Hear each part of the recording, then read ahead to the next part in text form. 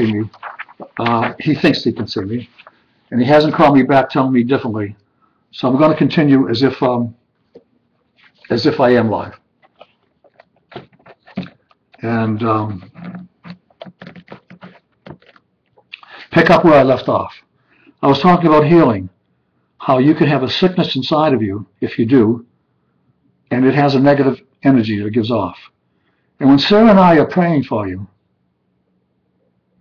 there's an energy, we are in essence tapping into our God's energy, the energy, a part of God inside of us, and we are transmitting it to you. Think of it as radiation, if you like, but it's an energy. And I'm going to use very simple words in explaining this, just as in my books that I write. Those of you who read my books know that I like to use words that everybody can understand that are reading it, regardless of your backgrounds or your education or where you are in your spiritual path. So Sarah and I are giving off the spiritual energy we're sending to you when we're praying for you. And it's trying to connect with that spiritual energy within your heart, the spiritual energy in your soul that's also part of God's energy. And when those two combined, when the energy that we're sending to you of God's energy combines with your own God energy, it then is powerful enough that it can attack the negative energy from your sickness and disease and delete it and conquer it and remove it. And that's what's happening during a healing. Now, some people don't experience healing. And what are the reasons why? Could be any number of reasons. If they have doubt in their mind that they can be healed because they think that the healing is something they're willing to accept but they truly don't believe in it, that means that God's energy that we're sending out to them is being blocked from connecting to their God's energy within them, because in reality they don't really believe it even though they want a healing. So the two energies together are not combining in order to defeat the negative energy of the sickness or disease. Some people feel they're not worthy of being healed. So that even though they want to be healed, they're not accepting the healing and they're blocking again that energy that Sarah and I are sending out of God's energy, connecting with their God's energy. 2,000 years ago, when my spirit and soul was emanating itself in the person that you know as Paul, and Paul would watch Joshua healing people, or people receive healings from God while he was praying for them. Sometimes there were people that would say, "You didn't heal me." And they'd be angry. They'd say, "Why, God? Why didn't you heal me?" Or Joshua, "Why didn't you heal me?" And they were angry. Well, many of these people were angry to begin with. They're angry because they had the sickness or the disease, whether they were crippled or they had whatever their form of disease was. And because of the anger they had of God, thinking that it was unjustified that they were ill or sick, their own part of God was being blocked from intervening or connecting with or interfacing with Joshua's energy, so they didn't receive a healing. And then they would be mad even more so, thinking that they were being punished or that Joshua or God was responsible for not receiving the healing. So one of the things that's very, very important is that there are times in life that you might have done something that you feel that it's left a mark on your soul. And because of that mark on the soul, it's preventing you from receiving a healing. One of the things I'm going to do with you next week, I'm going to give a presentation on forgiveness, like I've done with many, many live audiences around the country when I toured after my book came out in 1997.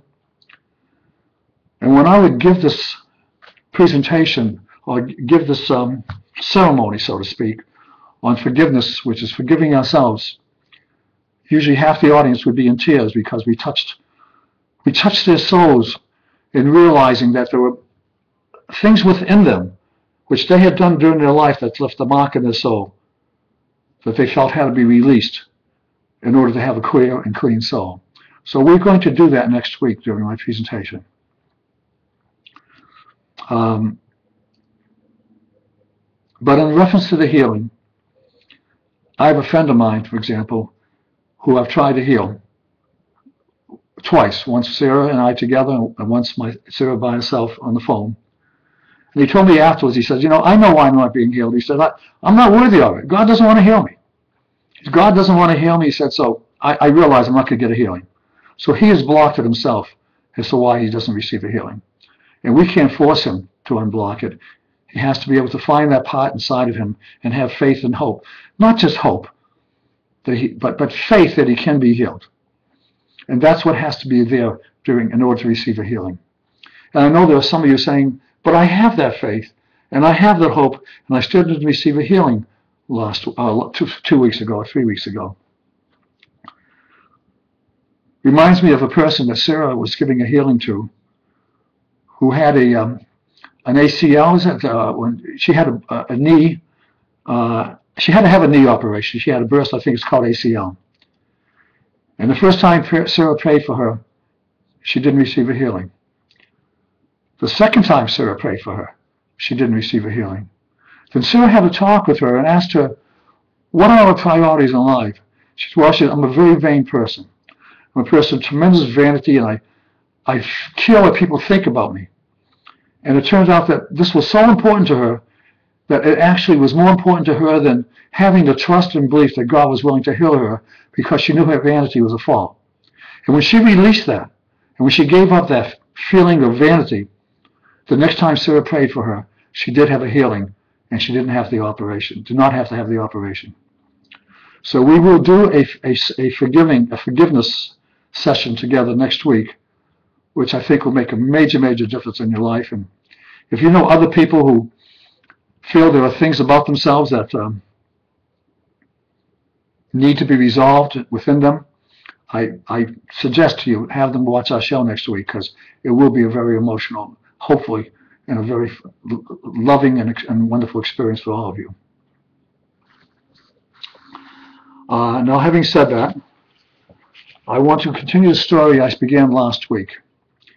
If you recall, I left off where Paul had gone on his way to Damascus, and had the experience of stopping with this group that he was traveling with 10 miles outside of the gates of Damascus, waiting for the next day when the sunlight would enable them to have the gates open and they could pay their toll. And they stopped at an oasis 10 miles from Damascus called Kike, where Paul, in the middle of the night, woke up and felt compelled to go further into the desert away from the campsite. And he had the experience with Joshua, where Paul made a commitment, not a conversion. There was nothing to convert to. Judaism was the only religion that existed. He made a commitment to Joshua to become an apostle. Now, what did that mean, to become an apostle? The word apostle comes from the ancient Greek word apostolos, which means a teacher. He was going to become a teacher of the messages of Joshua. The word disciple comes from the ancient word discipulus, a Greek word which means pupil. So those people who were disciples were pupils of Joshua when he was still alive. That after he died, they went from pupils to teachers. So they went from disciples to apostles. So after Paul finished the work he was doing, which was the purpose he went to Damascus, he returned back to the 140 miles through the desert to the Jerusalem area, which was in the province of Judea. And Paul went to visit the people who were the leaders of the movement that they called, the Hebrew word, I don't know what the English translation is, the Hebrew word, so I'm going to use the word the brotherhood. I'm going to refer to them as the brotherhood, even though there was a Hebrew word which meant something quite different, a little different. It was in Bethany, which was about a half-hour walk southeast of Jerusalem. If you can visualize Jerusalem being this big, Bethany would be located here, about a half-hour south and east of the east portion of Jerusalem. I'm sorry, the west portion of Jerusalem. No, it's eastern portion of Jerusalem. Yes. And in Bethany is also where Mary Magdalene lived, with her brother Lazarus and her sister Martha.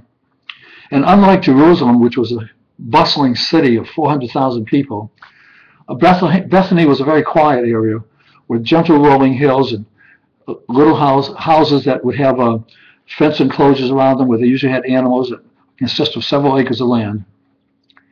And the Brotherhood had rented a house there, and that was their headquarters.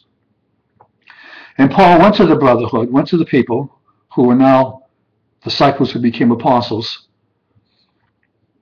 Because remember, there had been a 4-year period since Joshua had died on the cross, from the time that Paul went to Damascus and came back. So they were pretty well established as far as their having been able to encourage as many people as possible they could in the Holy Land, in the three provinces of Israel, which was Samaria, Galilee, and Judea. Jerusalem being in Judea, as Bethany was. And Paul shared with them the experience he had on his way to Damascus, that Joshua had appeared to him, and that he had committed to become an apostle. And they were mostly thrilled to have Paul. Paul, they recognized, had certain skills and talents that they could use in their mission to want to be able to encourage as many people to become part of the brotherhood. But Paul soon discovered that there wasn't really anything for him to do around the Jerusalem area, because there had already been a 4-year period where the apostles had been teaching the messages of Joshua and had recruited as many people as they could that were willing to become part of it, who were willing to incorporate within the Judaic religion, Joshua being their leader and teacher, rather than their conventional Judaism. So Paul decided he would travel around the Roman Empire and find Jewish populations around the Roman Empire that he could then teach the teachings of Joshua to, who then would become also part of the brotherhood, part of the movement. But what he discovered when he started traveling around the Holy Land, only about 2% of the people, 2% of the population were Judaic, were Jewish. The rest of the population were basically pagans. But he found there were thousands of people, wherever he went, when he started preaching the messages of Joshua, that said, I want that in my life. I want to have these teachings part of my belief.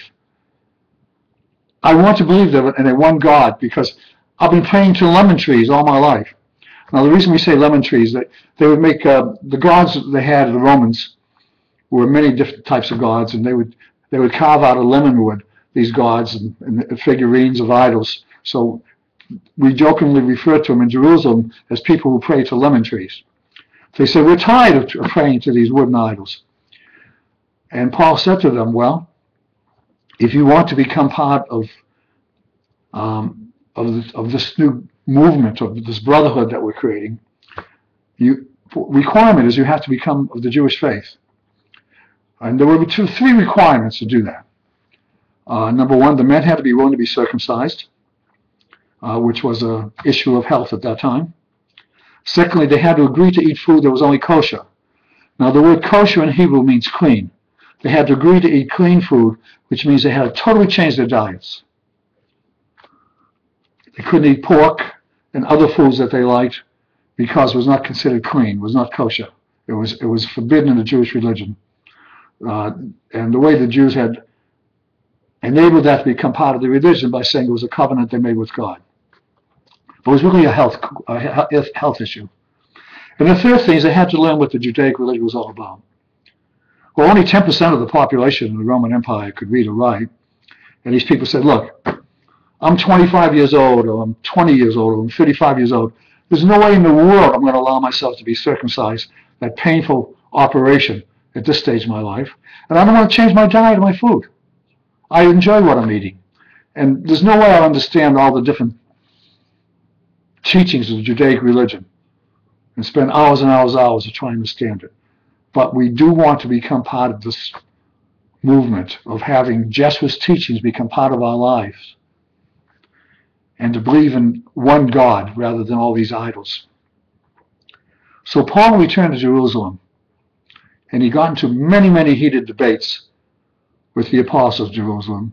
One of the main ones was Peter, the apostle Peter, but his name actually wasn't Peter. Back then his name was Cephas, which would be phonetically spelled C-E-P-H-U-S, but perhaps Cephas means Peter in Latin. I don't know why the church gave the name Peter, but his name was Cephas back then. But Paul got in some heated arguments with them, and it took him a year to persuade the other apostles, who insisted in the beginning that there's no way you can have the teachings of Joshua unless you're willing to become of the Jewish faith.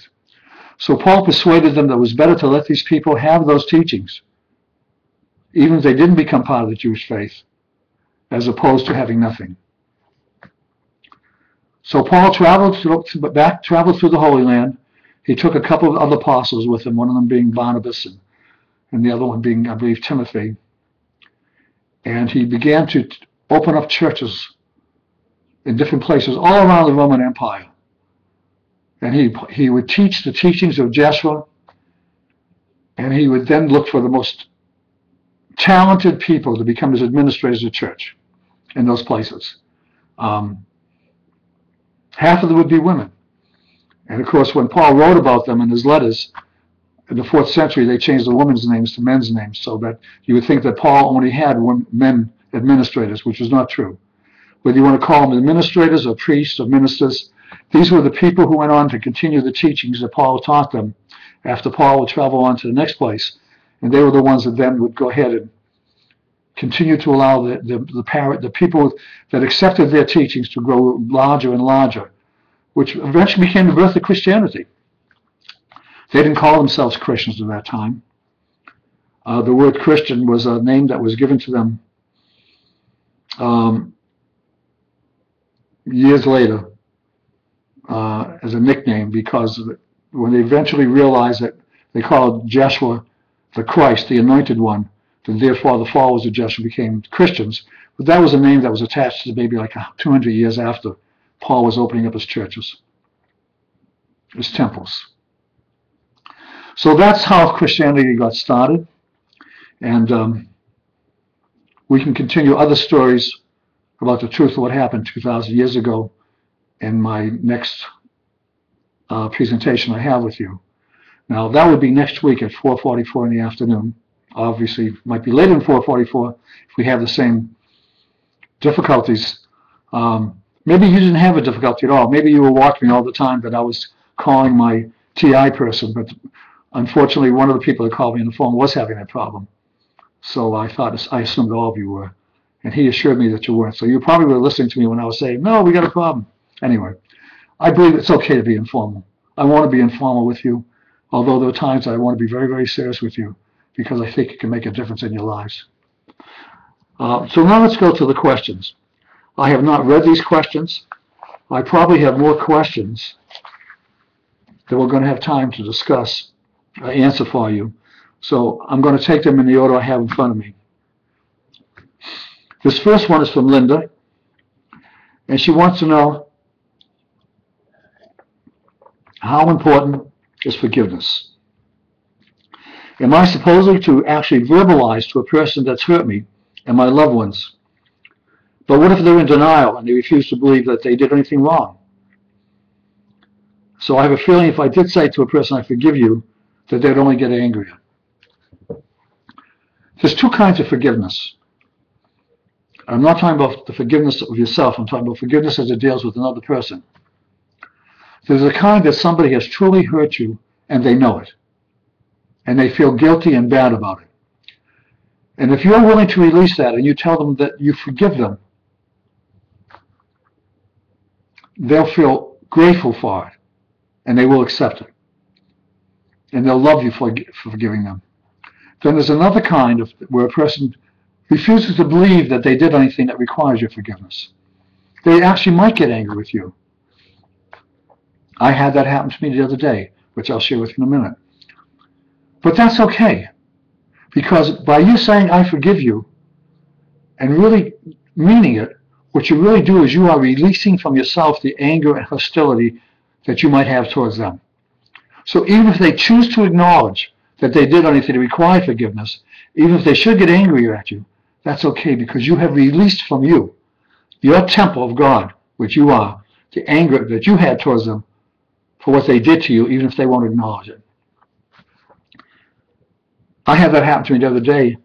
I was in a situation where there was many other people at a function, and one person made a remark at me, which really upset me, because he'd made the remark in the past, and I got angry at him.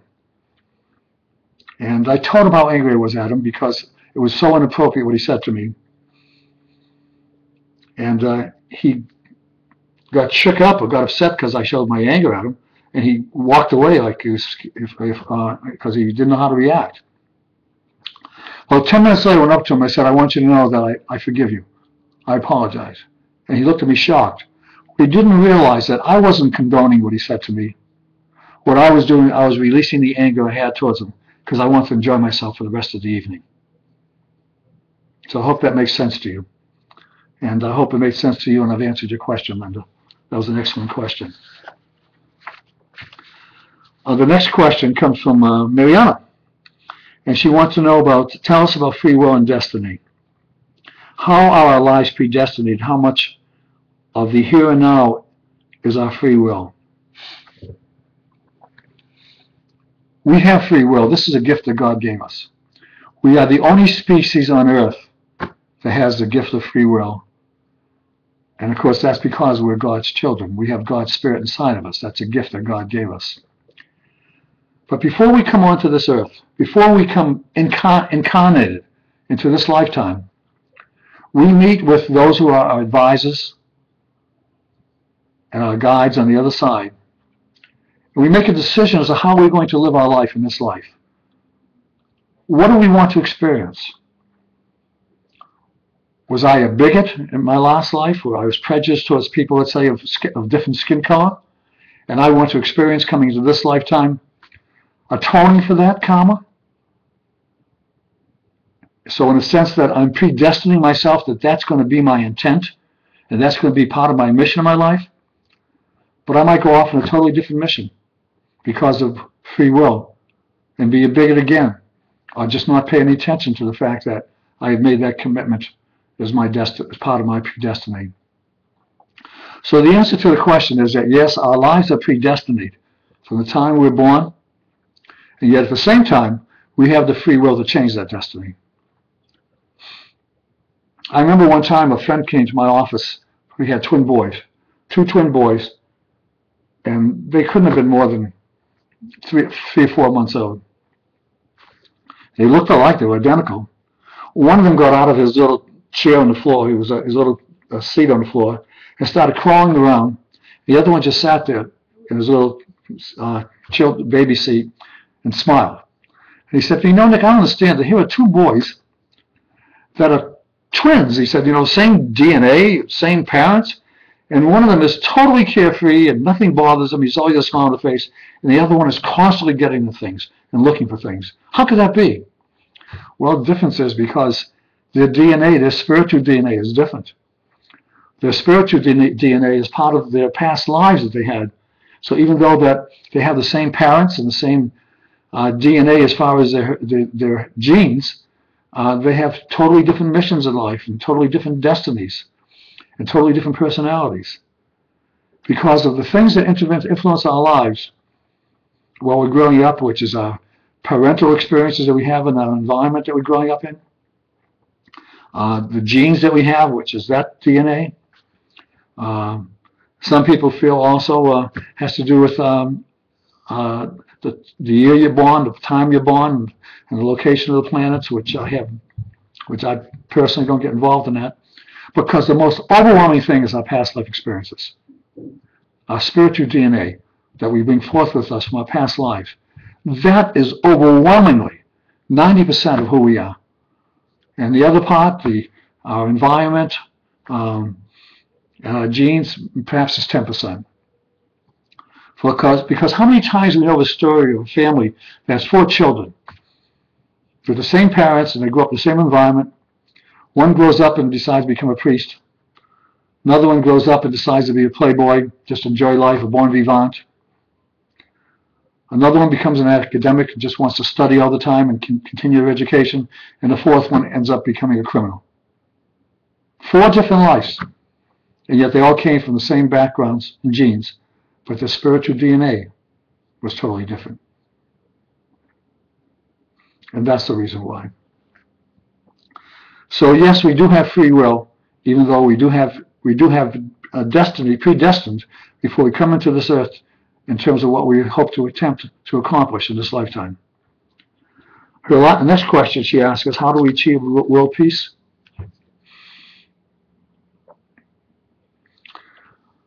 There's such a thing as universal consciousness and an evil consciousness and positive consciousness. During the Second World War, I believe the country of Germany was possessed with an evil consciousness. I don't mean all the people evil, but the influence that their leaders had on them, and the way they lived their lives and created the concentration camps and the incredible acts of inhumanity were done because of an evil consciousness. Well, there exists today around different parts of the world evil consciousness and also positive consciousness, a loving consciousness. How do we attain world peace? How do we achieve it? And that's for every one of us to do everything we possibly can to get people to embrace universal love and universal compassion. If we could influence the lives of enough people, even 10% of the population, to have universal love and universal compassion that crosses all kinds of boundaries, ethnic boundaries, racial boundaries, geographic boundaries, the boundaries that are created by the different economic environments we live in, where there are poor people and wealthy people and people who are middle class. If universal compassion broke all those boundaries down and it was able to be incorporated among the leaders in the world in government, the academic world, and the business world, we could achieve world peace. And there wouldn't be a hungry child in the world. Unfortunately, what happens so many times, think of a classroom where we're all in a classroom and we're all juniors in college. But our teacher is a teacher with an education that's designed to teach second graders. Or the leaders who are the leaders in the world, the leaders in our country, might be people that should be people of the highest caliber who believe in universal compassion and universal love, but so many of them might be influenced by personal greed and personal ambition that they're not promoting universal love and universal compassion. Instead, they're promoting their own self-interest. Until we can change those type of people, or put people in positions of influence in the world who indeed do believe and encompass and embrace universal love and universal compassion, then we will achieve world peace. And we're part of that. We're part of that. Those who participate on our website, nickbunick.com, the one you're on right now, we're part of that effort to help people to evolve spiritually, to climb that ladder, to climb those steps of 1,000 steps, to become closer and closer to Christ's consciousness and to God. That's what we're doing, and that's what we're trying to help other people. Be loving kindness, and all around you, you create the same. And eventually, hopefully, during our lifetimes, we will have world peace. Or at least be making tremendous strides towards it. This next series of questions I have from Kate. Kate from Canada. Thank you, Kate, for sending these in. She's a member of our website, of our spiritual family. And she says, when Joshua said, in my Father's kingdom, parentheses or house, there are many mansions, was he talking literally, or was he talking about other planets in the universe with life on them? No, he wasn't talking about other planets. First of all, we don't know if Joshua ever said that. So basically, Kate, you're asking me to give my response to something that is in the Gospels. And did Joshua actually say, in my Father's kingdom there are many mansions? I don't know. I never heard him say that, but I'd like to paraphrase that by saying that there are many different ways to reach God. There are so many different roads to travel. There's so many different journeys we can take in order to get to God's mansion, to get to become at one with God. Some may choose to live a life of the academic world. Others may choose to live a life materialistically motivated. But regardless of that, we still have that part of our lives that are spiritual part. Regardless of what occupation we take, or how we wish to live our lives as far as creating an economic base for ourselves. And so I believe that what Joshua was saying, as to many different mansions, if he did say that, God's kingdom, basically meant there are many different places that we can go to. When our spirit leaves our body, there are many different levels that we go to before we reach the top. Before we reach the top, we're like Sarah, where you're on your 1,000th step of the pyramid, and she doesn't have to be incarnated again. So when she passes, when Sarah has her spirit and soul make its transition from her body, the mansion she's going to go to will be God's mansion, because she will go to the highest level. But others of us, including myself, who are not at that level on our pyramid, who might be in step 444, when our spirit leaves our body, when we make that transition, we will go to that place in the spirit world, which is another house of God, where we'll be with other people who are at the same level we are, in order for us to continue learning in the spirit world and being able to evaluate our past life we had and what is going to be our mission in our next lives. So, in that sense, yes, there are many different mansions in God's kingdom, which means many different levels in the spiritual world before we reach that point where, like Sarah, she'd be so upset at me if she was watching the show because she doesn't like me to talk that way, but where she in turn would also, unlike her, where she'll be, her next transition will be in the spiritual world at the highest level, because she'll be at one with God in Christ consciousness. The next question Kate asked, she says, Daniel Brinkley, who was an author that wrote a couple of books, has stated that there is no hell, but Daniel says there's a gray area where lost souls are earthbound, where spirits dwell, like a purgatory. She's asking me, do I believe in this also? Daniel and I, when I was going around the country in 1997, speaking on a speaking tour every weekend with other authors, I got to become very, very close friends with Daniel. He's a wild, crazy guy. I love the guy. You can't help but love him. And Daniel, 2 different times in his life, first time he got struck by lightning, literally died. His spirit left his body, he went into the spiritual world. And then they returned him back into his body, even though they were already making plans for his funeral. In other words, he had an NDE, what they call a near-death experience. But he actually did experience dying and returned back to his body. You know there are people that have had this experience. What happened to Daniel twice. And when Daniel says that there is no hell, I totally agree with him. There is no such place as hell. But he does say, as the question is asked, there's a gray area for lost souls. And that's true. But those are souls that are living in this lifetime or previous lifetimes that were very, very low in the pyramid. The Hitlers in the world, the Bin Ladens, the Stalins. So that when their spirit leaves their body, when they make a transition of soul, they go to a very, very low level in the spiritual world. Very low level, which certainly you may call it a gray level, a gray area, because it doesn't have the same rewards and benefits and environment that those in the higher level are exposed to. And I didn't know if Daniel calls it a purgatory, because a purgatory is a place where you stay in it because you didn't justify going to heaven according to Christian religion. So I'd say that in a sense it's a purgatory because they'll come back again in the next lifetime and try to live a life that's more meaningful, a life that has more love and compassion in it, in order to start ascending and evolving to a higher level in that pyramid. So in a sense you might say it's purgatory in that it's only a temporary place, that they'll try to achieve higher levels when they come back in the next lifetime. Kate asked a third question. She's talking about a Hollywood director that recently committed suicide. It was in the newspapers. And she says that it saddens so many people who have such emotional, physical, and mental pain when someone takes their own life. I know the church would have you believe. She knows what the church has you believe. But what really happens to people who commit suicide? I'd love to give a comforting message to families who've lost someone that has committed suicide.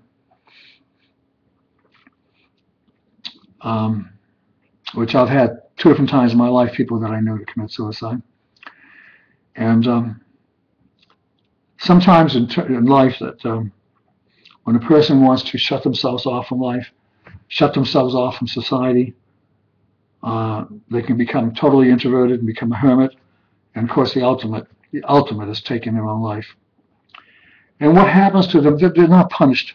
They will go to a place in the spiritual world where other people who also committed suicide, took their own life, also are there, in that same plane, that same level, where they'll be given the spiritual teaching and the spiritual help to explain to them the consequences of taking their own lives and letting them see the impact they had and the people they left behind that loved them. So they realized that it was almost in a sense an act of selfishness, even if they didn't think of it that way. Sometimes people commit suicide because there is such physical pain because of sickness or disease they have, and the quality of life they have is so bad. I knew of one person who, her father committed suicide by shooting himself with a gun, but he left. He was a doctor who had become addicted to drugs, which had had an impact on his life and his actual brain. And he left a suicide note behind and says, I do not want you to be mad at me. I want you to know that I'm doing this by free will, something I've thought out because the quality of my life is so bad that I feel that I don't want to continue in this body. So I'm intentionally choosing to do this, and I don't want you to feel remorse towards me or to be angry at me. So we have, at times, people commit suicide under those kinds of conditions, which is different than a person committing suicide in anger or for other reasons that should perhaps not be justified. That was an act of selfishness. And this, I'll tell you something what I believe is about ghosts. The Spirit has shared with me. What is a ghost? Is a ghost? There are people who claim, and people in television programs, a ghost is a spirit that died, a person that died, and the spirit doesn't want to leave the place they're in. It's locked into that physical location and haunting that location. And that's not accurate. There are people who pass away on earth who are so connected to an environment that they might have lived in. They might have experienced a horrible death there, or it might have been a place that they love so much that while they're there in the spirit world, once in a while they'll project their spirit into that location physically on earth. Not their bodies, but their spirit. There'll be a projection of their spirit, like a holocaust, like a, what's the word, not a holocaust. Well, it's one where the people see a ghost, they say, well, you can almost see through it, like a hologram of their spirit. And that's what a ghost is. A ghost is actually an image of the person that's in the spiritual world that they have projected back onto earth at a location. For whatever the reason might be. It might be to see a loved one. In one of my books that I wrote, that I put together, which is called Transitions of Soul, there are many stories, and there are people, true stories of people that were, at that time, were subscribers to my newsletter, which now, of course, my newsletter is my website.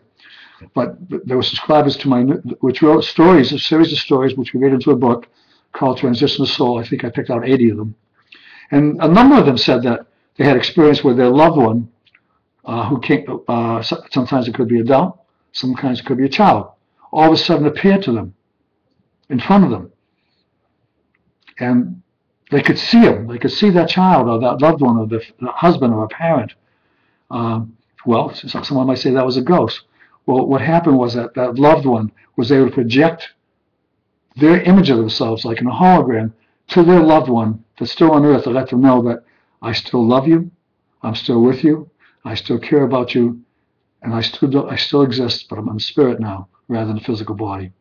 Does that make sense to you? I hope I'm explaining this in words that are comprehensible, because I don't think I've ever had that conversation before, maybe once or twice in my life, with somebody explaining ghosts. And it could be somebody over a beer or a glass of wine. They say, you got to be kidding, Nick, you know, because they might not know my background or might know where I'm getting my information from. Because in my own life here where I live, I don't walk around. I do practice my vows, trying to be love and energy to other people and be gentle and kindness. But I don't walk around saying, do you know that 2,000 years ago my spirit and soul lived? Occasionally I'll do that as a joke. I always get a wonderful response. But anyway, that's a different subject another time. But, so I'll move on to the next question from Sunflower. Sunflower sent this question in, and she's a member of our spiritual family on our site. And she says she doesn't want to be a hog, but she has a whole bunch of questions. She says, Nick, is 1,000 years of peace soon to come? Now, the way you're getting, the way Sunflower is getting this 1,000 years of peace, it's been prophesized for many, many years that when the Aquarian age begins, that with the Aquarian age will come 1,000 years of peace. Right now we're in the age that's called the Aryan age, Aryan, which many people believe started the 15th century. That the 15th century started the Aryan age, and that someday, and nobody knows when, there is no predicted date, that the next period of history from a spiritual standpoint will be the Aquarian age, and that will be the beginning of 1,000 years of peace and love, and maybe 1,000 years of people celebrate the world living with universal love and universal compassion. So I don't know when it's coming. Maybe it's starting right now. Maybe what we're doing on our website and the messages that we're sending out is the beginning, the predecessor to the Aquarian age. The next question that Sunflower asks is, quote, expand on, quote, be loving kindness and all around you shall create the same, end of quote. How does this radiation of love and kindness work in significance? How can just one person doing this have a significant impact? Well, this comes across from one of our vows. If you look on my website, you see on the right-hand side it says vows. These are vows that were given to me by Spirit that I've shared with people on my website, my spiritual family. And every so often we'll concentrate just on one vow for weeks and weeks and say the impact it had on people. So let's talk about be love and kindness all around you, create the same. I know that I try to do that every day in my life with every person I come in contact with. I fail sometimes. We all can fail. But I know that I've touched the lives of many, many people who don't even realize I'm doing it. There's a particular place that I go for breakfast every morning, brunch. I go for brunch and I sit at the counter and I know the names of the waiters. I know the names of the gals that work behind the counter, because behind the counter they're making lattes and every one of them will come over and give me a hug because I've given them love and kindness every day I've met with them. And the waitress will come over and give me a hug. I've made a difference in their lives, and I hope that they in turn will take that what I give them, the love and kindness I show to them, that they feel, and turn around and give that same love and kindness to another person. It becomes a domino effect. You can give love and kindness to just one person and create that feeling within that person, and they in turn can give it to the other person, and it goes on until it builds and builds and builds. I do that with the people in the grocery stores. The bundler. A lot of times the bundlers, people who put the groceries in their bags are mentally challenged people. And I show them love and respect. And to the cashiers. And I'm telling you, you can make a difference in their lives. And they in turn can make a difference in the lives of other people because of the love and kindness that you give to them, because it becomes contagious.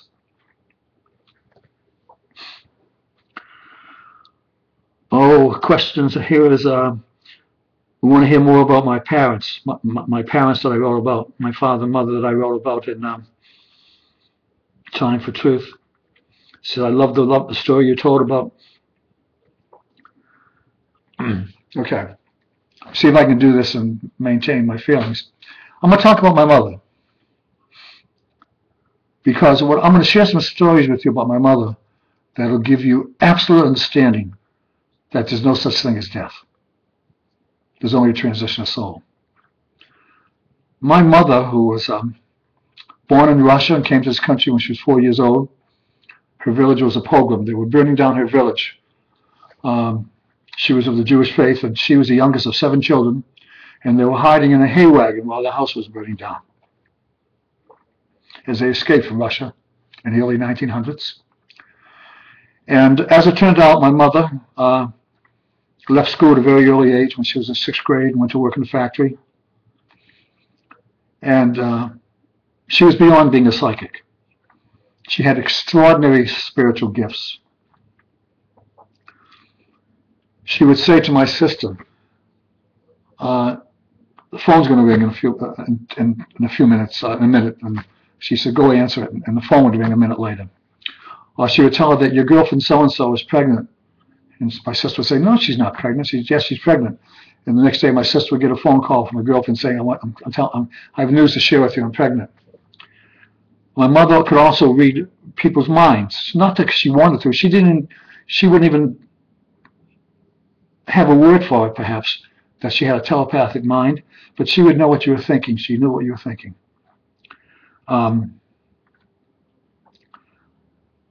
Towards the last 7 years of my life, my mother became ill with Alzheimer's, and my sister left her career she had, which was one of the very, very high level of working in the computer world with artificial intelligence in the computer world, left that position that she had as in management with a very sophisticated company to take care of my mother. And my mother and father lived in a tiny little apartment because they wouldn't let me buy a house for them.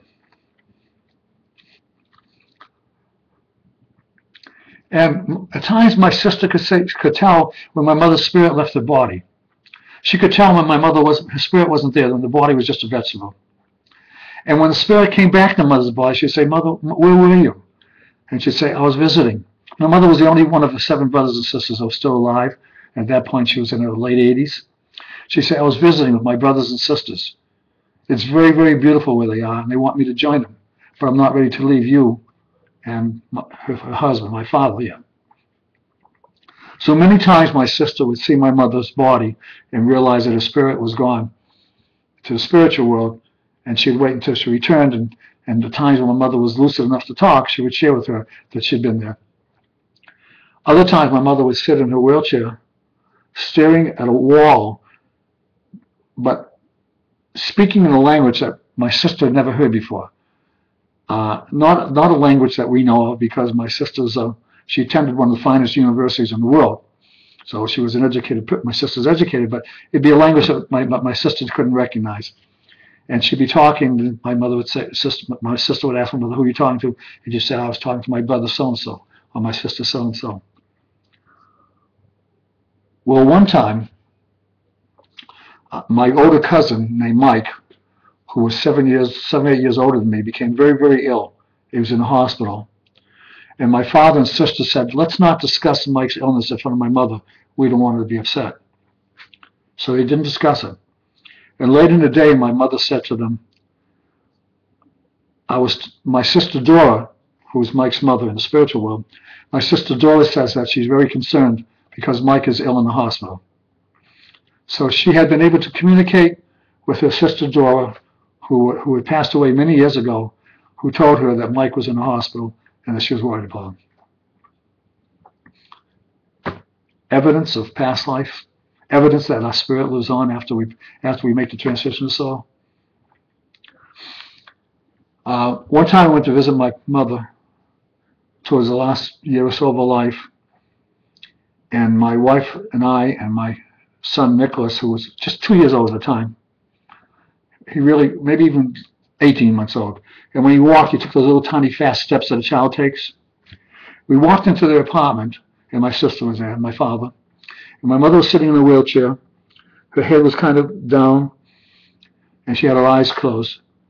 And in front of her was a bridge table, a rectangular table with legs on it that people play cards on. They called it a bridge table during my early days. And her eyes were closed. And my son came into the room and raced over to her. And he climbed on a chair onto the bridge table. And even though my mother couldn't see him, she put her arms out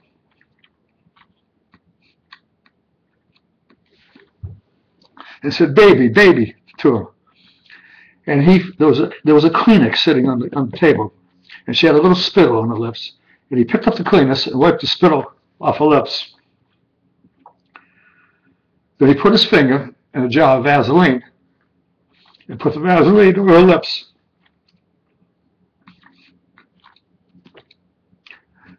And there was a connection between them. It was so powerful that my mother said that there's so much light. Now her eyes were closed. She said, there's so much light. There's so much light. So the two of them were so connected, obviously from maybe some past life experience. When I recently had a reading from Dwayne Berry, Dwayne, as you know, is a psychic that's given a reading to quite a few people here on my website. During my reading, at one point, he said to me, there's a very, very strong and loving spirit on the other side. There's a message for you. She wants you to know how much she loves you. And she's calling you by name. I'm sorry. Which is a name my mother used to call me when I was a child. So yes, any of you doubters, there is no such thing as death, only a transition of the soul. And Sunflower, don't ask me a question like that again. I mean, because I get too emotional.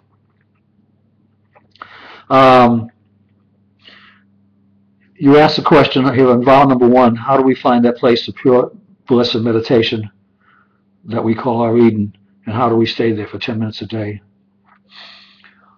My first vow in vow number 1 is that every one of us can create an Eden for ourselves, where we create this place where we can go in our minds to meditate, relax, feel love from our angels. Because I personally, that's my meditation. My Eden is this website, which I've mentioned before.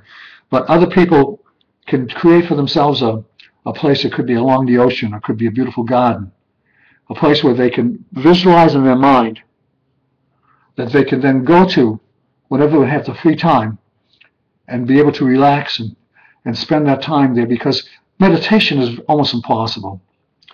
I have friends of mine that have lived in India, have lived in where gurus teach, and they say that a lot of times people claim they're meditating and that mind's in it's an altered state, but I've never been able to do that. I've never been able to concentrate on a word, om or something else, and my mind's too active. So instead, I would do my meditation by going to my Eden, which would be along the ocean, because I love to walk along the ocean and hear the quiet roar of the ocean, feel God's presence. Or as I say, I can do my Eden right here on my website. But how long you want to be there varies with every person. Some people could be there for an hour. Some people can only be there for 20 minutes, because you can stay in your Eden as long as you want. And for those of you who don't know what I'm talking about, it's our first vow under our vows.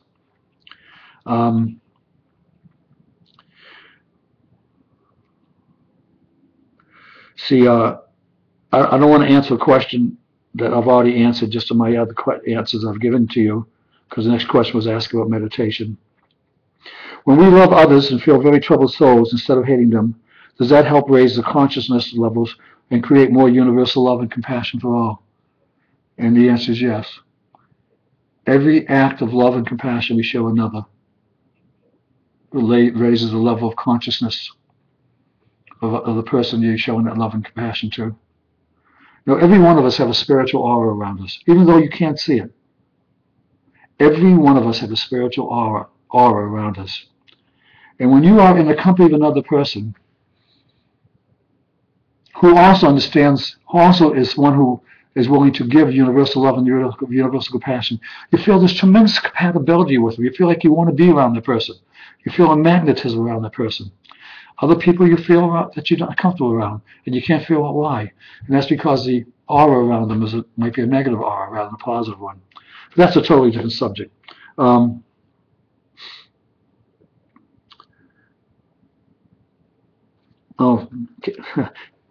Sunflower says she loves my Boston accent. Thank you, Sunflower. When I was in college, I had a class in speech, and I remember this teacher telling me one time, she said, your Boston accent is like a speech impediment. This is at University of Florida I went to.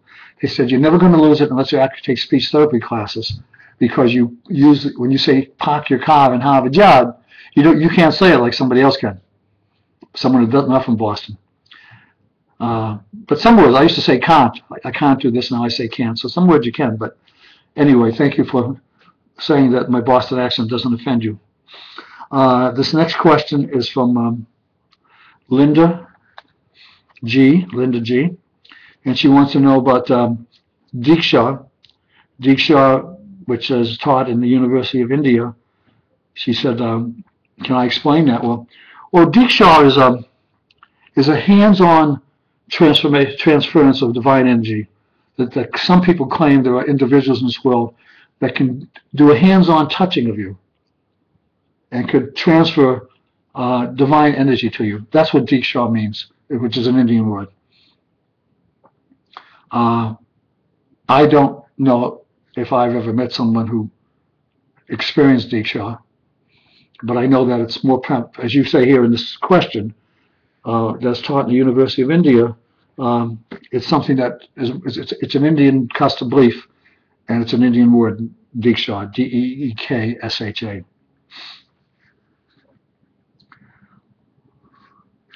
Next question is that when I was practicing Catholic, they would encourage us to pray to the Blessed Mother to ask Jesus to answer our prayers. What do you think of that? I think it's fine. I think there's nothing wrong with praying to Mother Mary. I know when I pray at night, I pray to God, or I then say my loving Father, Mother, because God does not have just a male gender. God has beyond a gender. Then I pray to Jeshua, my loving brother. And then I include divine oneness. And then I include my loving spiritual guides and my loving angels. And I pray to them collectively. That's how I open up my prayers when I pray. So there's nothing wrong for a person to include Mother Mary, also if you want to pray to Mother Mary.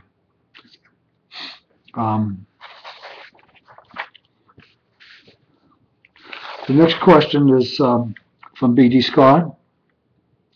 Do you ever wish your mission would have started earlier in life? And the answer is yes. That's an easy. That's a lot easier. I wish that I had another 100 years to live to carry on my mission. I feel fantastic. I'm going to continue my mission until I eventually have a transition of my soul. And probably in my next lifetime, someday I'll pick up the message of the time for truth, and I'll say, this guy's crazy. He believed his spirit and soul lived 2,000 years ago. At that time, maybe it'll be 2,200 years ago. But yes, I do wish my mission started earlier in life, because there's so much I want to do. But maybe it won't make a difference. Maybe that I'll be able to accomplish everything I want to. Right now, I feel I have tremendous health. I don't mind telling you my age. I'm 76. I was born 76 years ago. And I feel exactly the same as I did when I was in my 30s and 40s. I don't wear glasses. I still have the same eye and hand coordination. Can't run as fast as I did when I was playing football in college. I'm playing college football, but I feel great. But yes, I wish my mission started earlier. But it is what it is. How long does a soul stick around after a person passes away on earth? How long does a soul stick around? I think there is no formula. I think that every soul can decide for themselves whether they go immediately into the spiritual world when they transition soul, or whether they want to stay for a while and be able to see their own ceremonies that their loved ones gives them at their funeral or at their services. I think it can vary. I've heard stories of people saying that they actually saw during the services a few seconds the image of their loved one that passed away. And so I think that there is no formula that says that they go immediately to the spiritual world or they stay for a while and try to comfort their loved ones. So I really can't answer that question. I think it varies with every spirit and soul. I keep hearing that psychics describe spirits fishing in heaven. Why do they like to fish in heaven? I suggest you ask that psychic, because so the spirits fish in heaven.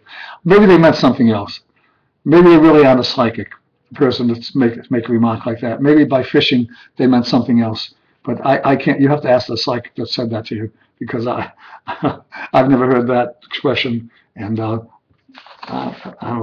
I would question the psychic if they meant that literally, if the person really is a psychic.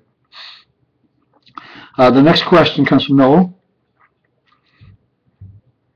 You said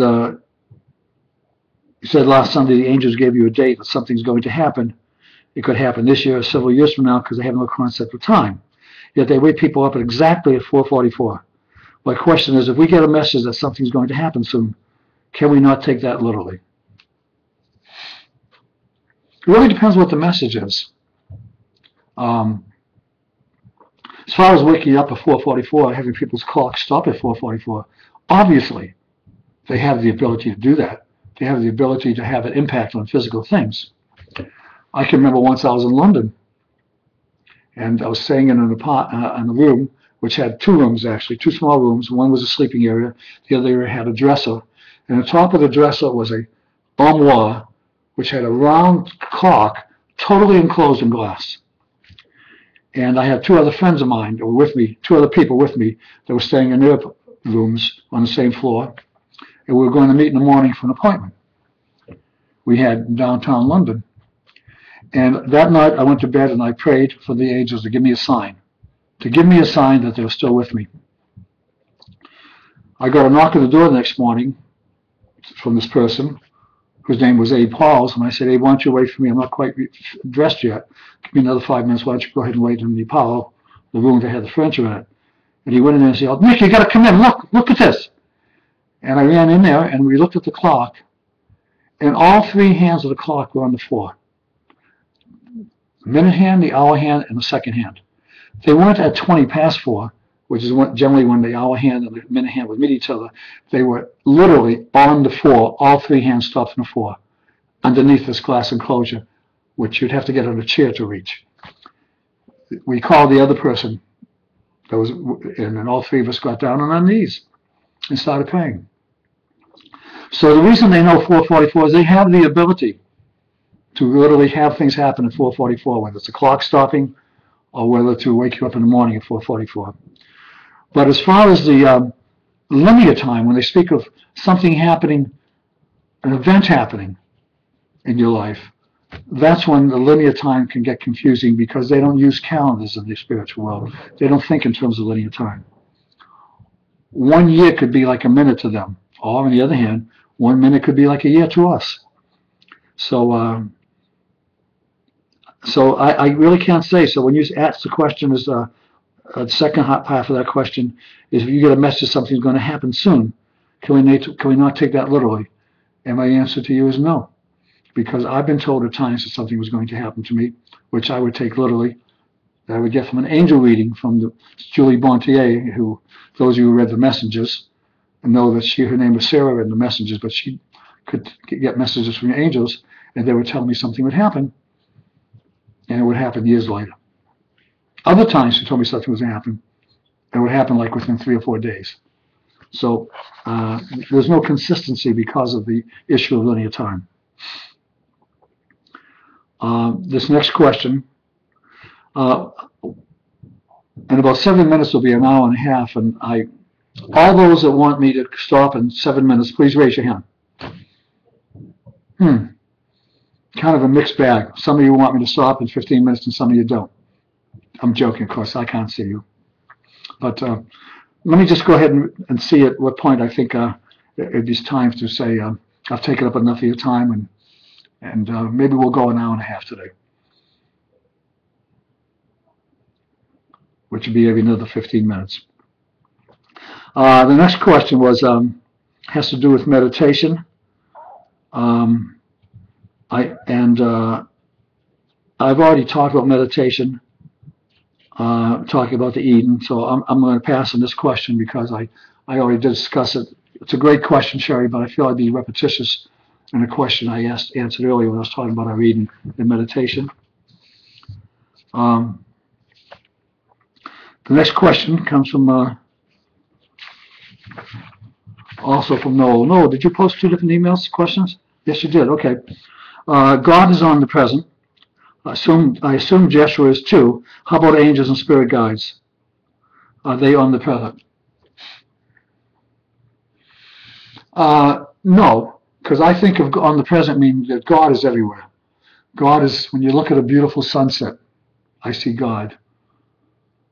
When I look at a beautiful mountaintop, I can look out my window right now, past this computer screen in front of me, and I can see a beautiful lake. It's the lake that the 2,000 doves, one time in my book I wrote about in the Messages, landed on that lake out of nowhere. They came from every direction in the world, and I had the angelic experience with the 2,000 doves that have never been seen before in the lake. Sort of white doves, like right up to where I'm looking now. I see God when I look at that lake. It's a beautiful, beautiful lake. And past the lake, there's Mount Hood. I can see Mount Hood with white snow on it in the distance as I look down past the lake from the window I'm sitting at right now. That's behind the computer screen. I see God. So God is omnipresent because God is in everything we see, every beautiful experience we had. But no, as the angels and our spirit guides don't come onto earth. Our angels can. So our spirit guides, angels are not omnipresent, but they can appear wherever they want to be, or they can physically impact somebody anytime they want to. But they're not omnipresent as God is, as I described, where God is in everything. And of course, the spirit guides, they're just in a spiritual world. They don't come onto earth.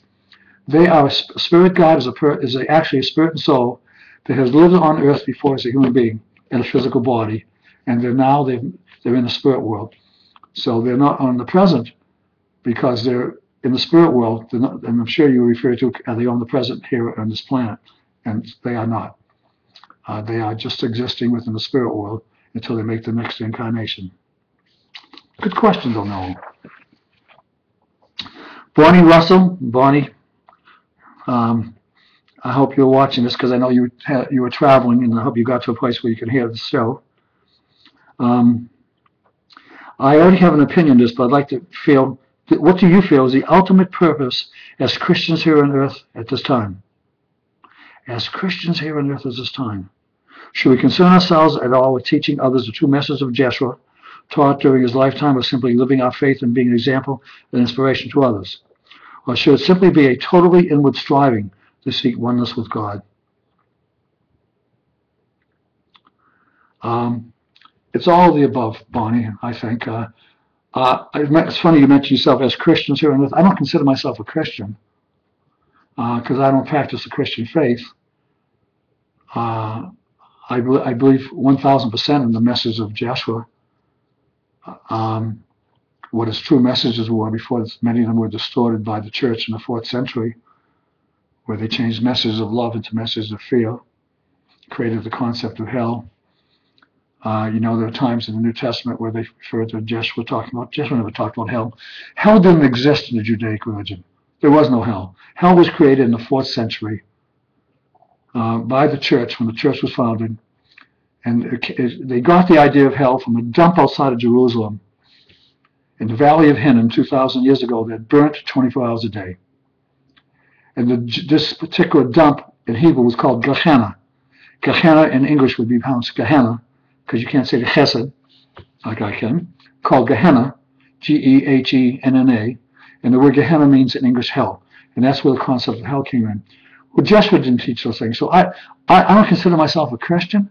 I consider myself having a relationship with Joshua and with God, of a spiritual relationship, but not from the Christian perspective. Although there's nothing wrong with people considering themselves Christians, but I just wanted to clarify that. So but in reference to your questions, the answer is yes on all those things. We should concern ourselves with teaching others the true messages of Joshua. We can be, at the same time, be an example. If your personality is such that you feel that you could have an influence on a lot of other people's lives, whether they be your children, your loved ones, and they're receptive to it, you can teach them those things we talk about on our website, the vows we talk about, and the 2 messages of Jeshua, and some of the messages that are written on the right-hand side of the screen, tabs that we go to, messages that we were given. On the other hand, if your personality is such, or you don't have people in your life that you feel would be receptive, you can just set the example for them and hope the example you set for them will have an impact on their lives, that they also will respond, so they act like that also. Because, Paul said 2,000 years ago, look darkly in the mirror, etc. What he was saying basically, or I'll say to you now in my own words, we are a reflection of ourselves. If people act angry towards you, chances are that you've been acting angry towards them. If people act unfriendly towards you, most likely you act unfriendly towards them. Because we are a mirror of ourselves. When people give love to you, you're giving out love, and they're responding. When people feel kindness from you, they in turn will act kind towards you. When people feel friendship towards you, they in turn will give you friendship, because we are a reflection of ourselves in terms of how people treat us and react to us because of what we're giving to them. So the answer is yes to all those, Bonnie. We can live our lives as an example to others, and we can also be a teacher to others. I've told you many times on my website, I'm your teacher and you're my pupils, and I'm also your pupil and you're my teachers. And together we are ascending together, evolving to a higher level of consciousness, up our pyramids, 1,000 steps, to eventually reach the top and become a one with God and Christ consciousness.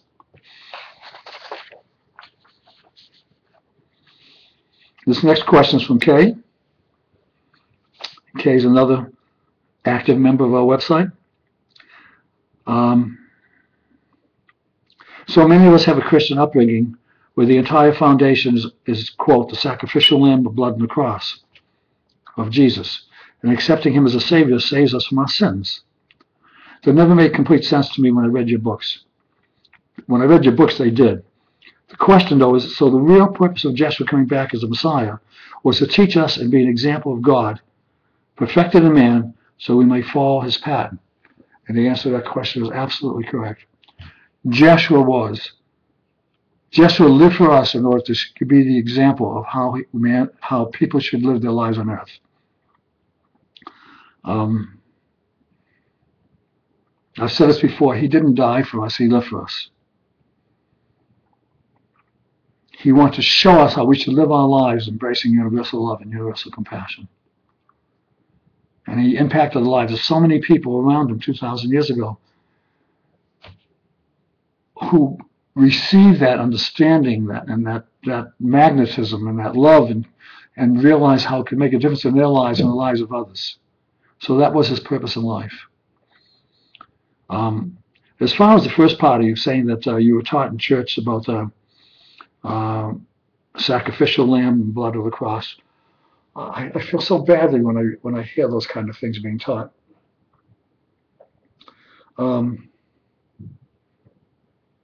There's a ceremony that's done in Passover, the Last Supper. When Jeshua was celebrating the Last Supper, he was celebrating the first night of Passover, which in Hebrew is called Pesach. It has to do when the Jews were escaping from Egyptians, from slavery, in order to free themselves, to eventually go across the desert where supposedly 40 years went by, and I don't know if it was 40 years, but that's what's said in the Old Testament. They didn't have calendars like we have, so maybe 40 years might have been 2 years or 3 years. But anyway, the celebration of Passover is something that's done in every Jewish home that celebrates Passover, that still practices the religion. And the Last Supper was the first night of Passover 2,000 years ago. And there's a ceremony that's done in the Last Supper. The ceremony is that the patriarch of the family, which Jeshua would have been at that table that he was sitting at, which you see that scene with Jeshua and the disciples, the 12 of them, and Mary Magdalene, the Last Supper. The church doesn't tell you that was the first night of Passover, you're celebrating Passover. But in that ceremony, a youngster says to the patriarch in Hebrew, Lieber Vater, ich werde fragen für Kasha's man, ich turn analyze. He says, I want to ask you 4 questions. There's a ceremony that's done all over the world. And he says and he asks the 4 questions. And in that part of the ceremony, the patriarch picks up a piece of matzos, which is a piece of flat leavened bread, like they did back in supposedly when the Jewish people were going across the desert and they had the dough on their heads that got baked, and he breaks off a piece and passes on to the next person, and every person at the table breaks off a piece of that matzos and takes what he said. Then during one of the other rituals of the ritual, the patriarch takes a sip of wine and passes it on to the next person. Every person takes a sip of the wine. That is a ceremony that's done in every home in the world on first night of Passover for those people who celebrate the Passover holiday that are Jewish. Now the church chose to use that ceremony and to say that Joshua said, "This is my blood." It has everybody take a drink of it. And says, "This is my body, my flesh." Everybody take a piece of matzos. They don't tell you that they were basically getting that from the ceremony of Passover. And when they stopped in the 4th century, when they went ahead and created this ritual of saying this is Jesus' blood that you're drinking, and they do it during the communion, when the priest, after you pass one confession, puts a wafer in your mouth, supposed to be Joshua's flesh, and gives you a sip of wine, supposed to be his blood. I don't object to that.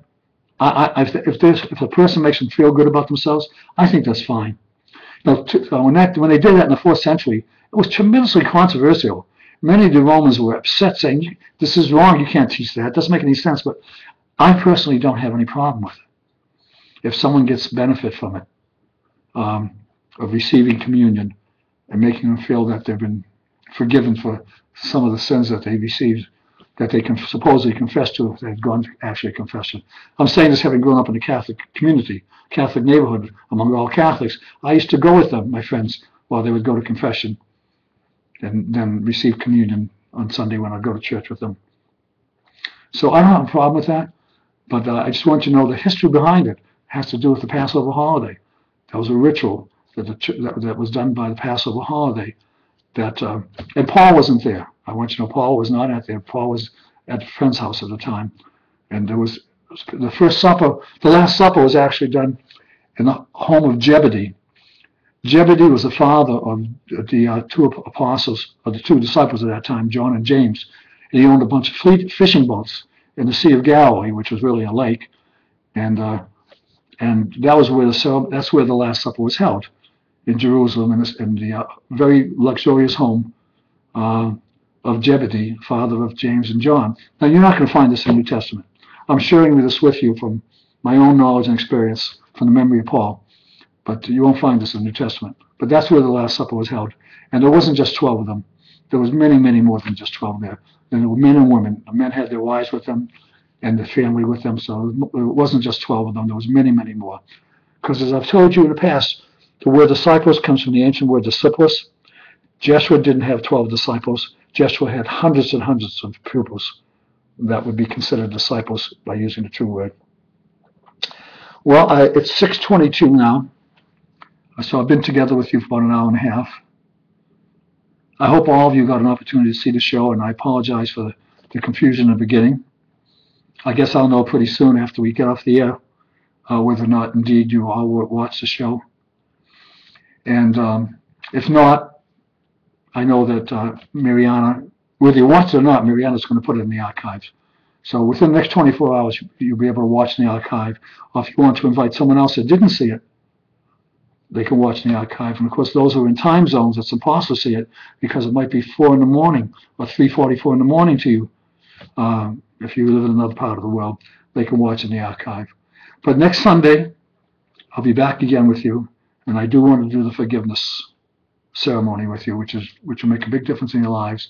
And then the following Sunday, Sarah will be back with us. I want to tell you that Sarah called me the other day.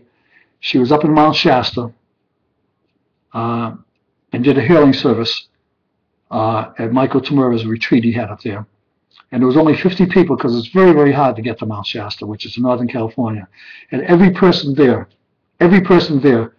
that had come there for healing had a healing. 100% of every one of them had a healing. Of the 50 people, maybe 40 of them were there for healing, but every one of them had a healing. So I was very grateful for that. Sarah right now is in Hawaii on business with Child Help. She has Child Help chapter in Hawaii, which she's teaching them how to expand their chapter. She's at meetings all day. I asked her if she's getting a suntan. She said, "Nick, I'm never out in the sun." She's like, "I have meetings all day from morning to afternoon, from morning to evening." But 2 weeks from now, 2 Sundays from now, Sarah will be back doing our healing show. But next Sunday, I'll be continuing with what I did similar to today, answering questions. And I still had questions I hadn't gotten to yet, but I want to thank you for your patience and for letting me share these messages and answers to you. And God bless every one of you as you continue on your journey. Good night.